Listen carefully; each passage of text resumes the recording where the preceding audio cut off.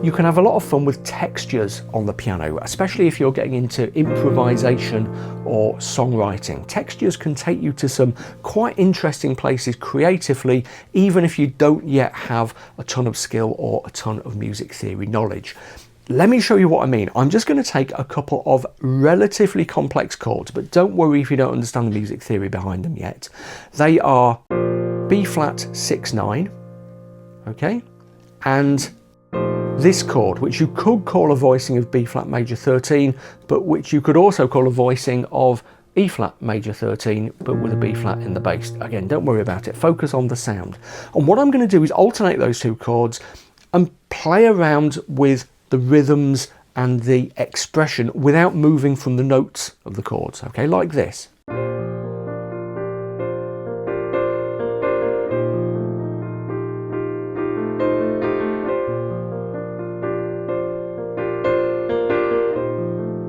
You see what I was doing there? So I wasn't moving from the notes, I was just playing around with the rhythms.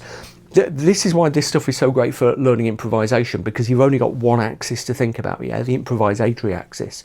I was using a little bit of pedal to stick things together, and I was holding down some notes while I was playing others. So typically I was holding down that B flat in the bass there to give myself a nice clear bass through line.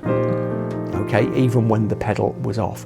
But broadly, I was just messing about and using my ears to judge what it sounded like. And you can have a lot of fun doing that for yourself, and you don't have to use those chords, you can use other chords. Like I said, it works best with relatively complex chords, but don't worry if you don't know a load. Yeah, you don't need to go and kind of memorize tons of 13th chords, because what you can do to start with is, say you're in the key of B flat major as we are here, start off with a good B flat identity in the bass. I've got B flat F, B flat, and in the right hand literally just mash some notes together at random, yeah, something like that or that. If you know the B flat major scale, try to pick notes of the B flat major scale and see what happens. Yeah, so let's take that. That's quite a wacky one, isn't it?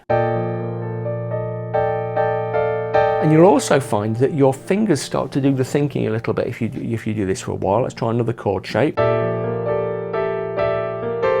And you start to use notes that are not in the shape that you've chosen, okay? And that's how ideas grow, that's how interesting sounds grow. Don't worry about right or wrong.